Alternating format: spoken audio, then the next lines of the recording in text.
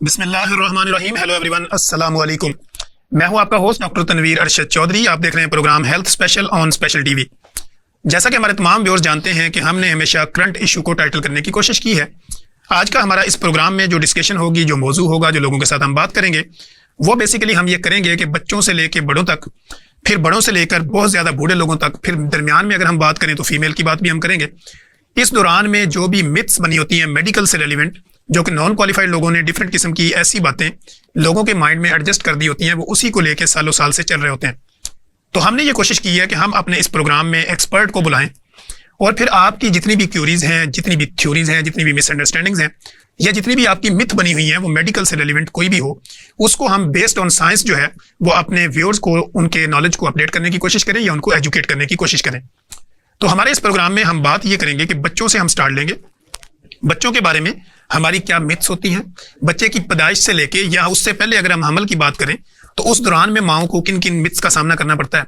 फिर इसी तरह जब बच्चा पैदा होता है, फिर उसको गुड़ती से लेके गुट्टी तक, फिर उसके दांत निकालने की दवाइयों तक, फिर इस तरह जो है वो बच्चे को बड़ा करने के लिए, उसका कद बढ़ाने के लिए, उसकी हड्डियां मजबूत करने के लिए जो भी आपकी मिथ्स बनी होती हैं या लोगों के ख्यालात बने होते हैं या लोगों ने अपने तखयलात के अंदर इन बातों को फिक्स किया होता है, तो हम यहाँ पे बेस्ड ऑन साइंस मेडिकल से रेलिवेंट एक्सपर्ट के जरिए ये जानने की कोशिश करेंगे कि इसमें हकीकत कितनी है और इसमें जो है वो सुनी सुनाई बातें कितनी बनी हुई हैं जो कि आपका टाइम वेस्ट करती हैं। और मैं हमेशा अपने प्रोग्राम में ये कहता हूँ कि आपकी हर बीमारी का एक गोल्डन पीरियड होता है। जब भी आपको कोई बीमारी स्टार्ट होती है तो उसका एक टाइम पीरियड होता है जिसमें उसकी रिकवरी के चांस ज्यादा होते हैं। लेकिन जब लोग उस जो आपका रिकवरी का पीरियड होता है, जो गोल्डन टाइम होता है आपकी बीमारी का, जब आप उसको वेस्ट कर देते हैं तो फिर आपकी बीमारी चूंकि जवान हो चुकी होती है, फिर जब आप किसी स्पेशलिटी तक पहुंचते हैं तो आपका वो टाइम जिसमें रिकवरी जल्दी हो सकती थी वो आपने जाया कर दिया होता है और इस तरह फिर आपको डिफरेंट कॉम्प्लिकेशंस का आप शिकार हो जाते हैं। तो हमारा ये जो प्रोग्राम होता है health special on special TV, इसके ऊपर हम कोशिश ये करते हैं कि जितने भी नाजरीन हमें देख रहे हैं अभी लाइव, इसी तरह वो लोग जो हमें कभी सुनेंगे या देखेंगे, उनके नॉलेज को अपडेट करना, उनकी क्यूरीज या उनके ज़हनों के अंदर उठने वाले सवालात को एड्रेस करना, फिर इसी तरह जितने भी हमारे व्यूअर्स हैं उनको एजुकेट करना कि अगर उनको कोई बीमारी होती है तो उनको कौन सी स्पेशलिटी में जाके अपना इलाज बरवकत कराना है। तो ये हम इस प्रोग्राम को एक सदका जारिया समझते हैं और इसलिए हम अपने जितनी भी एक्सपर्टीज होती हैं, जैसे अगर मैं अपनी बात करूं तो हम डेली बेसिस पे सैकड़ों मरीज देख के यहाँ पे पहुंचते हैं, हम ग्राउंड रियलिटी पे काम कर रहे होते हैं। इसी तरह जो हमारे एक्सपर्ट हमारे इस प्रोग्राम में होते हैं वो भी चूंकि ग्राउंड रियलिटी को समझ रहे होते हैं, वो प्रैक्टिस कर रहे होते हैं एज ए क्लिनिशियन प्रैक्टिशनर, और वो डिफरेंट चूंकि हॉस्पिटल्स में भी अपनी सर्विसेज दे रहे होते हैं। तो ये सारी वो चीज़ें होती हैं जो हम प्रैक्टिकल लाइफ से गुजर के इस प्रोग्राम में पहुंचते हैं और फिर जो हमारे अपने बेस्ड ऑन साइंस जो हमारा नॉलेज होता है वो हम आप लोगों के साथ शेयर करने की कोशिश करते हैं। तो आज के हमारे प्रोग्राम में हम जितनी भी आपकी मिथ्स हैं इन सबको क्लियर करने की कोशिश करेंगे। तो मैंने अपने इस प्रोग्राम में जिन शख्सियात को दावत दे रखी है उनमें मेरे साथ consultant family physician doctor Mursaleen Ali तशरीफ रखते हैं। सर, मैं आपको अपने शो में वेलकम करता हूँ। इसी तरह मेरे साथ स्टूडियो में तशरीफ रखती हैं मोस्ट फेमस, मोस्ट पॉपुलर हैं और डॉक्टर फारिया रहमान हमारे साथ तशरीफ रखती हैं जो क्लिनिकल साइकोलॉजिस्ट हैं, जो बच्चों के ऊपर भी इनका फोकस है और स्पेशल चाइल्ड पे भी ये काम कर रही है। डॉक्टर साहब, हम आपको भी अपने शो में वेलकम करते हैं। तो नाजरीन, मैं अपनी बात का आगाज, चूंकि हमारे पास यहाँ पे हमारे स्टूडियो में ब्लेसिंग है हमारे ऊपर कि हमारे मोस्ट पॉपुलर जो कंसल्टेंट फैमिली फिजिशियन हैं डॉक्टर साहब, टिकटॉकर भी हैं, यूट्यूबर भी हैं, सोशल मीडिया एक्टिविस्ट भी हैं और फिर सर्विसेज भी, अपनी गवर्नमेंट जॉब भी कर रहे हैं और इसके अलावा अपनी क्लिनिकल प्रैक्टिस में भी मसरूफ़ अमल हैं।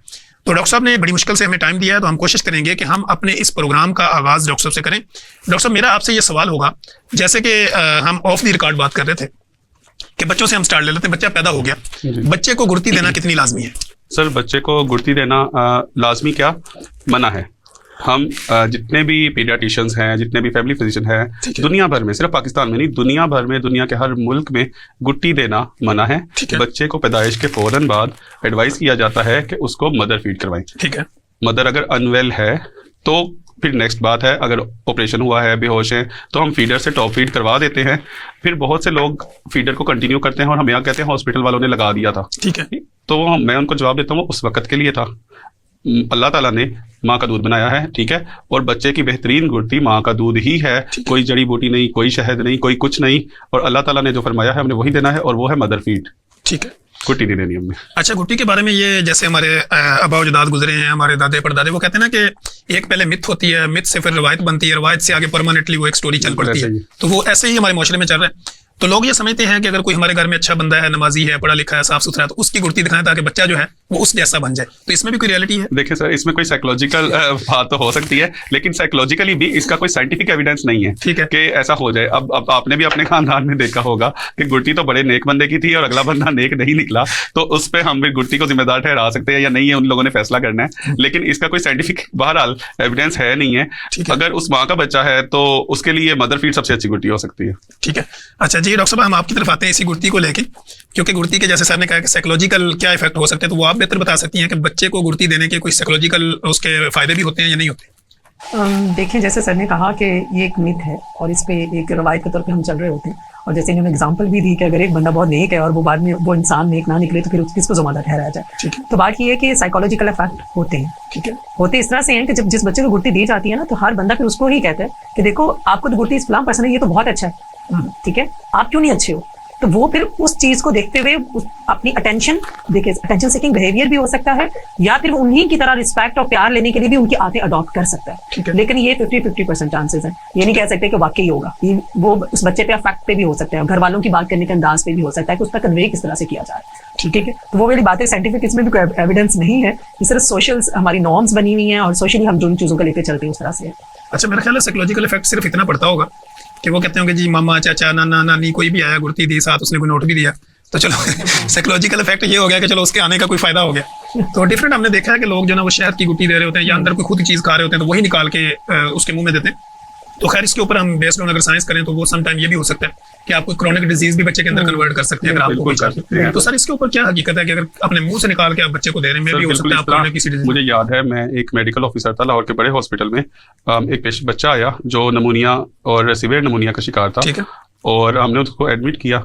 तो हिस्ट्री लेते हुए उसकी दादी ने बताया कि मैंने मुंह में चबा के सौंफ तो अपना लुआबे दहन उसके मुंह में डाला है। तो अब देखें, थूक को लुआबे दहन कहने से वो साफ नहीं हो जाता, और अब उनकी हाइजीन कैसी थी, और वो बच्चा नमूनिया का शिकार हो गया, और हिस्ट्री ये थी कि पहले 2 बच्चे डेथ हो चुकी थी उनके। तो ये बहुत डेंजरस है। आप एक जरासीम जो मेरे मुंह में है, हम अपनी जुबान में कहा करते हैं डॉक्टर्स कि mouth is dirtier than anus in terms of microorganisms. मुंह में सबसे ज्यादा माइक्रो ऑर्गेनिज्म होते हैं जो हमारे नॉर्मल फ्लोरा भी हो सकते हैं, लेकिन वो बच्चे के लिए नॉर्मल फ्लोरा नहीं है, बच्चे को वो बीमार करेगा। इसी तरह हमारी शहद के अंदर कुछ ऐसे बैक्टीरिया पाए जाते हैं जो कि आमतौर पर बड़े लोग बर्दाश्त कर सकते हैं, लेकिन क्योंकि पैदाइशी बच्चे की गट स्टीराइल यानी कि जरासीम से पाक होती है, उसमें नॉर्मल फ्लोरा भी नहीं होता, तो उन बच्चों के लिए जानलेवा भी हो सकती है शहद। इसलिए इंटरनेशनली 1 साल के छोटे बच्चों को शहद मना किया जाता है। 1 साल के बाद शहद दे सकते हैं, लेकिन 1 साल से छोटे बच्चे को चूसनी पे लगा के, उंगली पे लगा कर थोड़ा सा शहद, या मुंह से चबा के कोई चीज़, या खजूर चबा के अपने मुंह से उसके मुंह में, ये नहीं कर सकते। इस तरह सॉलिड तो वो एस्पिरेट कर सकता है, जिससे उसको अगेन नमूनिया भी हो सकता है, एस्पिरेशन नमूनिया हो सकता है, जान भी जा सकती है। तो ये बड़ी डेंजरस चीज़ें हैं। ठीक है। अच्छा सर, इससे साथ ही एक रेलिवेंट बात और भी होती है कि बच्चा अगर कोई नमूनिया का शिकार हो गया या माँ को अगर कोई खांसी लगी हुई है, तो लोगों में ये भी होता है कि जी माँ चावल ना खाए, माँ कोई गर्म चीज़ ना खाए, क्योंकि ये बच्चे को दूध पिलाएगी, वो इसके अंदर कन्वर्ट हो जाएगा। तो इसमें भी कोई हकीकत है? ऐसे लोगों को तो मैं जरा मजाहिया बात मैं करता हूँ कि माँ है, कोई जूस बनाने वाली मशीन नहीं है कि आप संतरा डालोगे तो संतरा निकल आएगा और खट्टा दूध निकल आएगा, और इस तरह तो कुछ भी हो सकता है। खैर ऐसी बात नहीं है। हाँ, माँ को खांसी है, माँ को जुकाम है, तो माँ के सांस से बच्चे को बैक्टीरिया वायरस कुछ भी ट्रांसफर हो सकता है। वो तो मुझे आपको हम सबको हो सकता है सांस से। फीड अल्लाह ताला ने इस तरह की चीज़ बनाई है कि फीड में बहुत सी 99% बीमारियों के कोई जरासीम फीड में नहीं जाते, और इसी तरह जो खाना मदर खाती है वो उसके मैदे में जाता है। मैंने बहुत से सर केसेस देखे हैं, माओ का खाना पीना बंद किया होता है, उनका दाल बंद, चावल बंद, फल बंद, केला बंद, हर चीज़ बंद करते हैं। इवेंचुअली कहती है मैं बच्चे के बाद कमज़ोर होगी। वो बच्चे ने नहीं कमज़ोर किया होता, माँ को तो डबल न्यूट्रिशन की ज़रूरत है। एक तो उसने प्रेगनेंसी गुजारी है, दूसरा वो लैक्टेशन कर रही है, उसको ज़्यादा कैलोरीज की ज़रूरत है। उसका दूध बंद कर देते हैं कि बच्चे को रेशा हो जाएगा, ऐसा नहीं है, मदर की अपनी हड्डियाँ वीक हो जाती हैं। तो बेहतर ये है कि आप डॉक्टर से पूछ लें, और हम आपको बता कि मदर हर चीज खा सकती है। लेकिन मैं साथ ये भी मदर्स को कहता हूँ, इसका मतलब ये नहीं है कि डॉक्टर मुस्लिम ने कहा था कुछ भी खा सकते हैं तो आप रोज शवारमा खा रही हो, रोज ही पिज्जा खा रही हो। तो आप एक मॉडरेट अमाउंट में बदपरहेजी भी कर सकती हैं, लेकिन बेहतर है आप घर का खाना खाएं और हर चीज खाएं, सारे फल फ्रूट्स, आप दालें सब्जियां गोश्त वगैरह जरूर खाएं, उससे आपकी और बच्चे की हेल्थ अच्छी रहेगी। फीड से ये आप तसल्ली में आ जाए, फीड से कोई भी इस तरह की बीमारी ट्रांसफर नहीं करती। हाँ, सांस से तो कर सकते हैं, और कमजोरी भी नहीं होती फीड करवाने से कमजोरी नहीं होती, अगर डाइट अच्छी रहे तो। अगर डाइट अच्छी नहीं है तो फीड करवाने से बहुत कमजोरी होती है। यू नीड 500 मोर, मतलब रूटीन से ज्यादा 500 कैलोरीज चाहिए फीड करवाने वाली मदर को, ये बहुत ज्यादा है। अच्छा डॉक्टर फारिया, आपकी तरफ में आता हूँ। बच्चे को जब दूध माँ पिला रही होती है तो माँ के ऊपर साइकोलॉजिकल जो उसके असरात होते हैं, मसलन एक सस का दबाव होना कि वो चीजें पूरी ना देना, फिर हस्बैंड का कोऑपरेट ना करना, ये कितना उनको अफेक्ट करता है? बच्चे को या माँ को? माँ को। देखिए, माँ को अफेक्ट तो आता है। आपको पता है कि आफ्टर बर्थ वो पर्टम डिप्रेशन का भी शिकार होती है, और हमारे 70-80% आती है कि फर्स्ट बेबी की दफ़ा पोस्टपार्टम डिप्रेशन में जाती है। उसमें उनका जो थ्रू आउट 9 मंथ का जो पीरियड होता है वो ब्लड प्रेशर वाला होता है, जिसमें उनकी सांस इन्वॉल्व होती है, जो रिलेटिव्स बाकी सारे इन्वॉल्व होते हैं, किसी ना किसी तरीके से खाने पीने वाली बात के खाना पीना रोका जा रहा होता है, या उनको सोने से जो एक बात कही जाती है कम सोएंगी तो बेटा होगा, ज़्यादा सोएंगी तो बेटी होगी, और खाने पीने की बहुत सारी रिस्ट्रिक्शंस आ जाती हैं, जो गर्म चीजें नहीं खानी, बिल्कुल गर्म चीज़ें नहीं खानी, जिस वजह से वो एक तो वीक हो जाती है, ठीक है, उसे ज़रूरत उस वक्त भी फूड की होती है। आफ्टर बर्थ जब बच्चे को वो फीड करवा रही होती है तो उनका अपना जो है ऑब्वियसली अगर वो उतनी वो डाइट नहीं ले बच्चे को फीड करवा रही है तो वीकनेस आएगी, आयरन डेफिशिएंसी भी हो सकती है, नींद की कमी ऑलरेडी माँ को चल रही होती है, वो बच्चे को भी देख रही है तो उसने घर के भी बाकी सारे काम करने हैं। अगर उसे फैमिली कॉपरेट कर रही है, वो नींद अपनी पूरी कर रही हो, रात में बच्चे के साथ नहीं नींद पूरी कर पा रही, दिन में जिस टाइम बच्चा सो रहा है उस टाइम माँ थोड़ी सी नींद अपनी पूरी कर ले तो उसका स्ट्रेस लेवल मेंटेन हो सकता है, मैनेज हो सकता है। अदरवाइज वो अग्रेसिव भी होगी, उसमें मूड स्विंग्स भी होंगे, वो जो है इरिटेशन प्रेगनेंसी जब होती है तो उसके साथ मूड स्विंग तो ऑटोमेटिकली आना शुरू हो आ जाती है ना, वो जिसको जो है ना वो हमारे घरों में लोग ये समझते हैं कि ड्रामे कर रही है। यस, ये तो बहुत ज्यादा जिंदगी खराब हो जाता है, ऐसा ही है, ये बहुत ज्यादा कहा जाता है, हालांकि एक नेचुरल है। अब ये प्रोसीजर अगर ड्यूरिंग प्रेगनेंसी आता है तो वैसे भी मंथली बेसिस पे फीमेल्स को 1 वीक 2 वीक आता है, ठीक है, जब उनका मेंस्ट्रुएशन पीरियड स्टार्ट होता है उससे पहले 4-5 डेज पहले उनको मूड स्विंग स्टार्ट हो जाते हैं, उसके बाद तक रहते हैं। तो आप कह सकते हैं कि मंथ में उनका सिर्फ 10 डेज होंगे जो स्टेबिलिटी के होंगे। अगर उनमें वीकनेसेस हैं, अगर उनको एनीमिक हैं, अगर उनकी डाइट प्रॉपर वो नहीं ले रही तो ये इश्यूज ज्यादा आते हैं।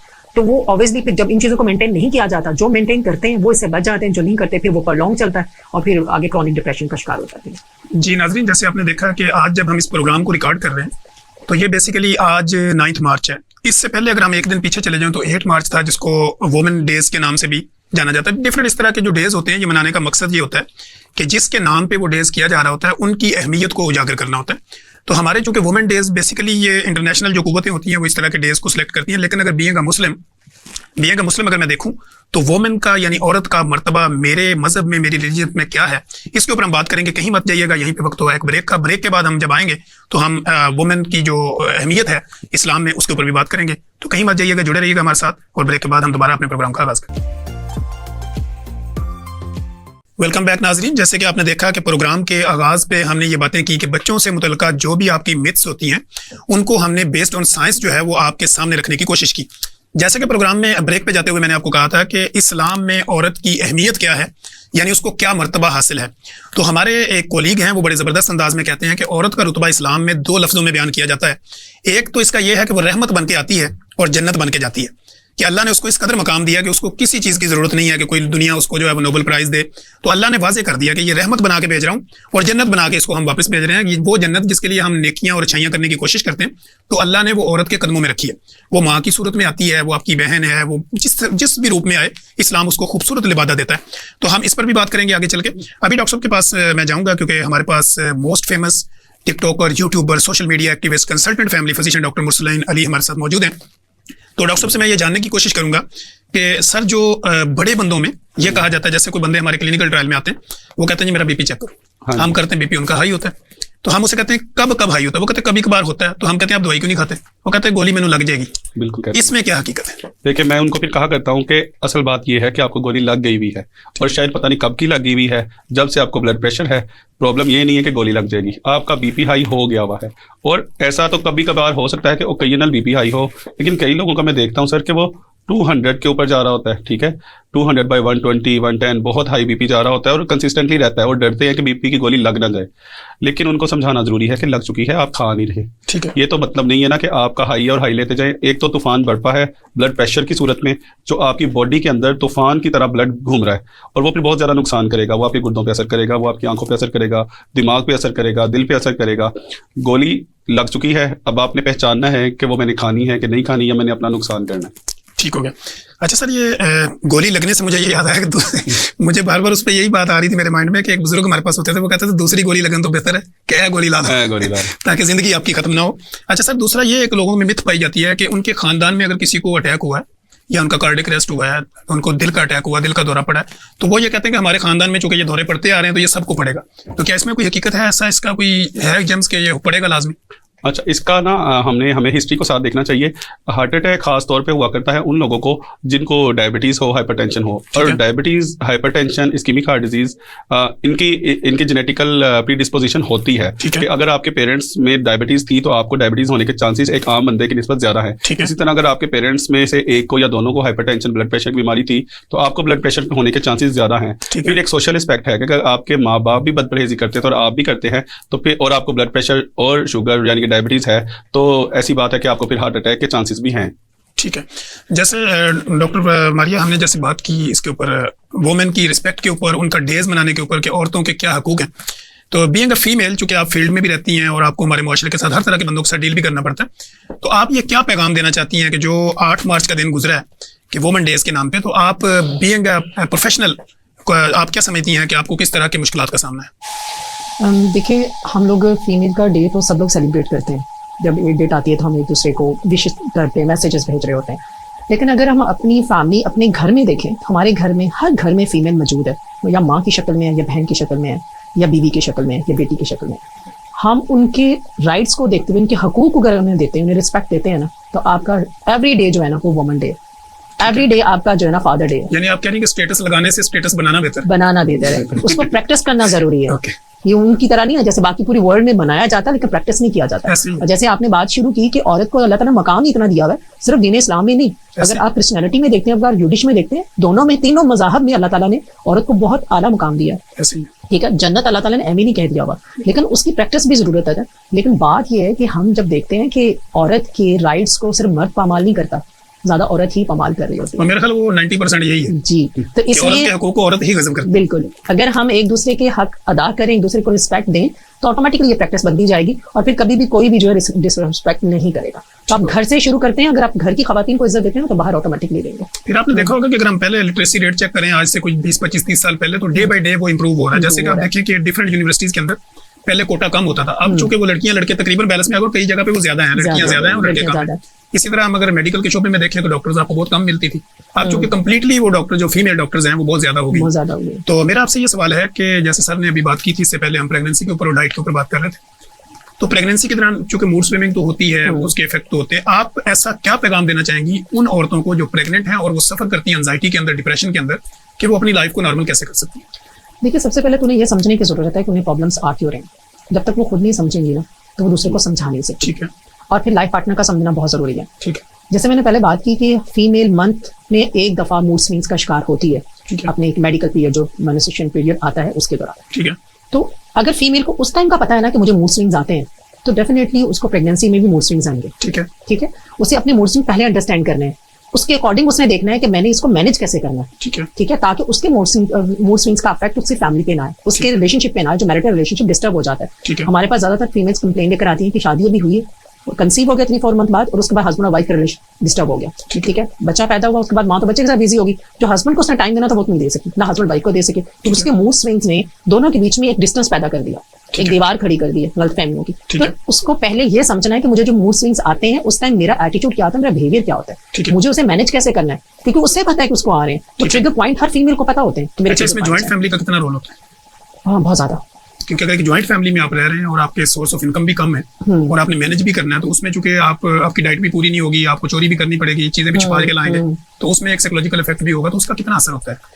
देखिए, अगर तो फैमिली सिस्टम बहुत अच्छा है, मदर आपको कोऑपरेटिव है और सिस्टर इन लॉ कोऑपरेटिव है और वो इस चीज को समझती है और वो खुद उसको सपोर्ट कर रही है, तो वो तो जन्नत है। ठीक है, लेकिन अगर 5% होगा, बिल्कुल 5% से भी शायद कम हो, अदरवाइज हस्बैंड भी अपनी वाइफ को सपोर्ट करते हुए डरते हैं, क्योंकि जब वो सपोर्ट करते हैं उन्हें पता होता है माँ से भी कुछ सुननी पड़ेगी, बहन से भी सुननी पड़ेगी। क्योंकि हम जब यहाँ पे प्रोग्राम कर रहे होते हैं ना, तो हम ये देख रहे होते हैं कि 25 करोड़ तो वो लोग हैं जो पाकिस्तान में है, 1 अरब से ज्यादा लोग वो है जो इंडिया में है। इसी तरह अगर 5-10 करोड़ हम बांग्लादेश को ऐड करें तो ये वो लोग हैं जो हमारी जुबान समझते हैं। तो हमारा ये पैगाम तकरीबन 1.5 से 2 अरब इंसानों तक पहुंच रहा होता है किसी ना किसी तरीके से। तो हम उनके दिलों के अंदर उठने वाले ख्यालात को अपनी जुबानों के जरिए पैगाम देते हैं ताकि लोगों को पता चले। तो ज्वाइंट फैमिली की मैंने इसलिए बात की क्योंकि सर भी प्रैक्टिशनर है, मैं भी, आप भी फील्ड में, तो डेली बेसिस पे हम सैकड़ों लोगों को देखते हैं जो अपने दिल की भड़ास निकालते हैं हमारे क्लिनिक पे। अब हमारे पास सोर्स क्या होता है कि हमने उसका पर्दा भी रखना होता है और उसके घर को भी सेटल करना होता है, ये एक डॉक्टर की जिम्मेदारी भी है। तो बीइंग है चूंकि साइकोलॉजिस्ट, आपकी रिस्पॉन्सिबिलिटी में ये चीजें ज्यादा हैं कि अगर आप ज्वाइंट फैमिली में सफर कर रही हैं तो आपने उसको मैनेज किस तरह करना। बिल्कुल, इसमें हम लोग अगर तो हमारे पास केस आता है तो हमारी कोशिश पूरी होती है कि हम उन्हें फैमिली काउंसलिंग प्रोवाइड करें जिसमें उसके हस्बैंड, उसके मदर इन लॉ इन्वॉल्व हो, क्योंकि उन दोनों के किरदार से ही केस स्ट्रॉन्ग हो सकता है। अगर उन दोनों को साइड पे करके सिर्फ फीमेल पे वर्क करेंगे तो कुछ नहीं ऐसा कुछ होगा, नहीं ठीक है। उसके हस्बैंड को भी अंडरस्टैंड करना है, उसकी मदर इन लॉ को भी अंडरस्टैंड करना ठीक है। उनको जब वो अंडरस्टैंडिंग डेवलप होती है देन ही कुछ आगे बढ़ा जा सकता है। तो वहां पे एज ए साइकोलॉजिस्ट हम उनको ये बताते हैं कि देखिए ये आपकी बहू है, ठीक है, आपकी बेटी नहीं है, लेकिन जो नस्ल आ रही है वो तो आपकी है ना, इसी से चलनी। इसी से चलनी है। और आप ये चाहती हैं कि वो नस्ल भी अच्छी हो, तो आपने अपना फायदा देखना है, अपने फायदे के लिए इसके ऊपर वर्क करना है। अगर अच्छा मूड देंगी, अच्छा माहौल देंगी तो बच्चे पे उस तरह का इफेक्ट आएगा। मैंने एक स्टडी पढ़ी थी यूडिश की, वो अपनी प्रेग्नेंट वुमेन्स के ऊपर इतना काम करते हैं ना, वो बाद में आने वाले बच्चे पे उतना काम नहीं करते। ऐसे ही वो माहौल बहुत अच्छा देते हैं, डाइट बहुत अच्छी देती हैं, उनके साथ मूड्स, उनकी साउंड, उनकी बात करने का अंदाज क्या होना चाहिए वो पहले से तय करते हैं कि इस बंदी को हमने किस तरह से अच्छे मूड में रखना है, क्योंकि आने वाला जो बच्चा है ना वो हमारी जनरेशन है, ऐसे ही। वो हमारी नस्ल है, वो उसने आगे लेके बढ़ना है। जी तो डॉक्टर ये साहब, हम दो दोबारा depend आपके पास करते हैं। आएंगे यहीं से। डॉक्टर साहब, मेरे जहन में अभी एक सवाल आ रहा था, सोशल मीडिया पे भी लोग बहुत ज्यादा पूछते हैं हमसे, क्योंकि हमारा इंटरेक्शन ज्यादा सोशल मीडिया के साथ रहता है, तो लोग ये समझते हैं कि अगर आप मुस्तजली कर रहे हैं, मिस्टरबिशन कर रहे हैं, हैंड प्रैक्टिस कर रहे हैं, तो इससे आपको एजोस्पर्मिया होता है, ये मेल इनफर्टिलिटी होती है, इसमें कितनी होती है? जितनी भी स्टडीज, साइंटिफिक स्टडीज इस चीज़ पे हुई हैं वो इस बात को प्रूव नहीं करती। ठीक है। ठीक है, बहरहाल हमारे सोसाइटी में ये बात बहुत ज़्यादा कही जाती है, क्योंकि हमारे कुछ ऐसे लोग हैं जो असल में डॉक्टर्स नहीं हैं, नीम हकीम का और दर्जा वो कह असल हकीम भी नहीं है। मैं उन्हें कहा करता हूँ कि वो हकीम नहीं है, वो असल में जाली हकीम है, क्योंकि असल हकीम ये बात नहीं करते। असल में होम्योपैथिक वाले बड़े डॉक्टर भी ये बात नहीं करते। ये जो छोटे छोटे हकीम बने हुए हैं, या उनके साथ काम बने करके हुए उसके बाद अपना काम हैं, शुरू, डॉक्टर शोबदाबाज। बने हुए हैं, ये शोबदाबाज लोग हैं, अताई हैं, ये असल कुछ भी नहीं है। ठीक है। तो उन्होंने इनके ज़हन में ये डाला हुआ है कि इससे तो तुम्हारी हड्डियां खुल जाएंगी, ये जो आ रहा है मादा ये तुम्हारी हड्डियों से आ रहा है, तो इसका हड्डियों से ताल्लुक नहीं है। इसमें प्रोटीन की क्वांटिटी बहुत कम होती है और बेसिकली फ्रुक्टोज शुगर होती है, इसके अलावा कुछ नहीं होता। हाँ, एक चीज़ जो इस पर असर कर रही है, जब ये लोग शोबदाबाज लोग यंग टीनेजर्स बॉयज़ इनके पास जाते हैं और लड़कियां, तो ये उनको कहते हैं कि आपका नुकसान हो रहा है बॉडी का, आपको पानी बहुत ज्यादा आ रहा है, तो उसके लिए ये पता नहीं क्या क्या दवाइयां देते हैं। ठीक है। वो दवाइयां जो हमें नहीं पता क्या है, उसमें केमिकल पता नहीं क्या है, वो स्टीरॉइड है, वो कौन सी जड़ी बूटी है। अव्वल तो कोई जड़ी बूटी नहीं होती सर, वो ऐसी दवाइयां मेडिसिन पीस के देते हैं, मेडिसिन पीस के देते हैं, उसको जड़ी बूटी कह देते हैं, उससे हेल्थ कॉम्प्लिकेशंस हो जाती हैं, उससे क्रोनिक किडनी डिजीज हो जाती है, उसमें लेटर ऑन एजोस्पर्मिया भी हो सकता है, क्योंकि आई डोंट नो वो आपको क्या देते हैं। बल्कि मैं तो एक बात मरीजों को कहा करता हूँ कि एक यंग लड़का है और एक यंग लड़की है, अगर ओपनली बात की जाए तो उसको क्यों नहीं पानी आना चाहिए? अगर उसकी उम्र इस तरह की है तो व्हाई शुड आई स्टॉप? उनकी उम्र है, जो अल्लाह ताला ने उनको हार्मोन्स दिए हैं, हार्मोन्स का रश आया हुआ है, उसको कोई भी अच्छा डॉक्टर ब्रेक नहीं लगाएगा।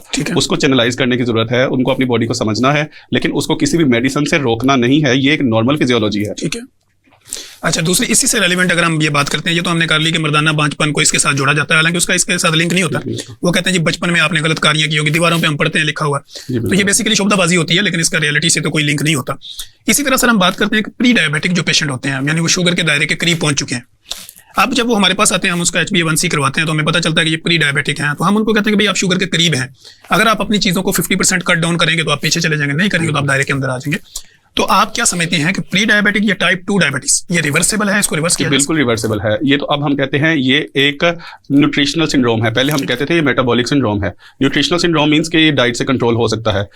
मैं अपने ही एक पेशेंट की मिसाल दिया करता हूँ। राशिद एक पेट्रोल पंप पे काम करते हैं, मैनेजर है, वो आया मेरे पास, उसकी HbA1c सर 7.8 थी और वो यंग 35-36 साल का लड़का है। तो उसने कहा कैसे रिवर्स हो सकती है? मैं कहा आइडियली अगर 15 किलो वजन कम करो, जो हमारी साइंस कहती है कि आप 15% अपना बॉडी वेट रिड्यूस करें, तो 60% चांसेस हैं कि डायबिटीज़ रिवर्स हो जाती है।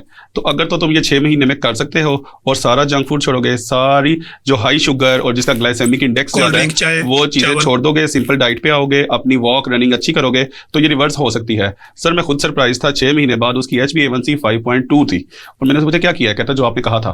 तो तुमने वाकई सारा कुछ किया है, रोजाना तुमने 8 किलोमीटर रनिंग की है? उसने कहा मैंने की है, मेरा वजन 15 किलो कम है और मैं आपका बड़ा शुक्रगुजार हूँ, और मुझे खुद अपने आप पे यकीन नहीं था आ रहा कि ये इसने ऐसे कर लिया है। और ये साइंटिफिकली प्रूव्ड है कि आप अपनी टोटल उस प्री डायबिटीज या डायबिटीज न्यूली डायग्नोज के वक्त पे आपका जितना भी वजन है उसका 15% कम कर लेते हैं, तो 60% चांसेस हैं कि आपकी डायबिटीज रिवर्स हो जाएगी। ठीक है।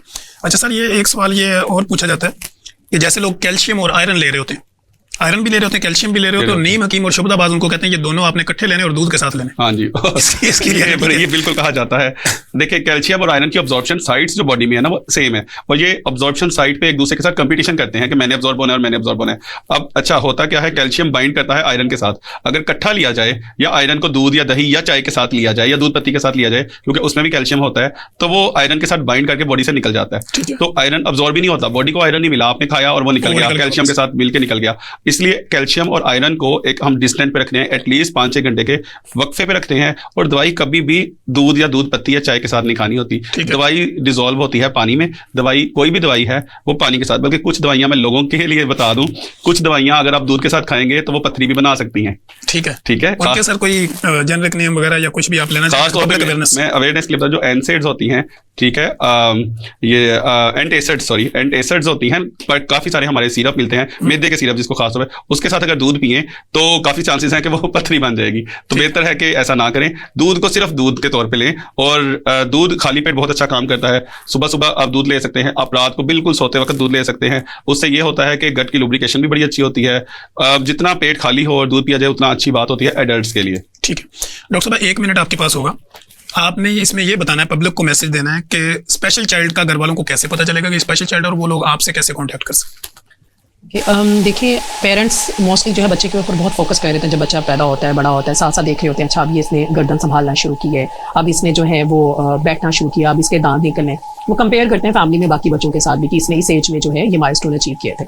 और जैसे ही थोड़ा सा वो लेट होता है, जैसे बच्चे बोलना जो है स्टार्ट कर देते हैं 9-10 मंथ, कुछ बच्चे 1 ईयर, कुछ बच्चे 1.5 ईयर में, तो वो पहले तो इसी इंतजार में रहते हैं कि लोग बाकी बच्चे हमारे इसी एज में बोलना शुरू हुए थे। लेकिन अगर देखा जाए कि शुरू में मम्मा या बाबा बच्चा जो है 7-8 मंथ में कहना शुरू हो जाता है, ठीक है, नहीं तो 9 मंथ में शुरू हो जाता है। 2 वर्ड का सेंटेंस, 3 वर्ड का सेंटेंस, ऐसा एज के साथ साथ उसका होता है। तो ये चीज दूसरा सोशलाइजेशन है। तो बच्चा जो है क्या वो सोशलाइज कर रहा है, वो रोता तो नहीं है, दूसरे लोग जब पकड़ते हैं या कुछ करते हैं तो वो इंसिक्योर तो नहीं होता, रोना तो नहीं शुरू कर देता, समझ रहा है, हाँ वो समझ रहा है कि नहीं समझ रहा। दूसरा वो आपकी आवाज सुन रहा है कि नहीं सुन रहा, आपको इंस्ट्रक्शन देते हैं बच्चे को रिस्पॉन्ड कर रहा है कि नहीं कर रहा, ये सारी चीजें देखनी होती हैं। हमारे पास जो भी केसेस आते हैं वो मोस्टली ये होते हैं कि बच्चा 1.5 साल तक तो बोल रहा था, बच्चा 2 साल तक बोल रहा था, लेकिन एकदम उसने बोलना छोड़ दिया, ये एक वर्ड पे आ गया या इशारों से बात करना शुरू कर दी उसने। अब वो लोग आपके साथ कांटेक्ट कैसे करें? मेरे साथ कांटेक्ट करना हो तो वो मेरे ऑफिशियल नंबर पे भी कांटेक्ट कर सकते हैं, और आपके थ्रू भी, प्रोग्राम के थ्रू भी कर सकते हैं। कि हमारा जो तरीका है वो ये कि हम पहले असेसमेंट करते हैं ताकि हमें पता चले बच्चा किस स्टेज पे है, फिर उसके अकॉर्डिंग हम उस बच्चे को जो है वो, अगर स्पीच का इशू आ रहा है तो स्पीच थेरेपी देते हैं, अगर उसका ऑटिज्म का इशू है या ADHD इशू है तो उसके रेलेवेंट टूल्स जो थेरेपी के वो अप्लाई किए जाते हैं। लेकिन एक चीज़ है कि हम साथ साथ उनकी एजुकेशनल नीड भी फुलफिल करते हैं कि बच्चा जो है वो बाकी बच्चों से उस तरह से पीछे ना रह जाए, तो आप अपनी एज के अप्रोप्रिएट जो है वो बेसिक नॉलेज है वो भी ले सकें। आपने टाइम दिया, आपने कीमती वक्त में से वक्त निकाला, डॉक्टर साहब आपका भी शुक्रिया कि आप तशरीफ लाएं। और नाज़रीन, आपने देखा कि हमने इस प्रोग्राम के अंदर जितनी भी आपकी मिथ्स या मिसअंडरस्टैंडिंग्स थी उसको हमने क्लियर करने की कोशिश की। स्पेशल चाइल्ड के ऊपर किस तरह काम किया जा सकता है, उनकी स्पीच थेरेपी क्या होती है, इससे रेलिवेंट जितने भी मसाइल होते हैं, तो हमारे साथ यहाँ पे डॉक्टर साहब ने बड़े ज़बरदस्त अंदाज में आपको बताया। अगर आप उससे रेलिवेंट किसी भी तरह की कोई क्यूरीज जानना चाहते हैं, कोई हमारे साथ सवाल जवाब करना चाह रहे हैं, या डॉक्टर साहब से कोई कॉन्टैक्ट करना चाह रहे होंगे, तो आप कमेंट बॉक्स में भी आए, हम डॉक्टर साहब का नंबर भी शेयर करेंगे और डिटेल भी शेयर करेंगे।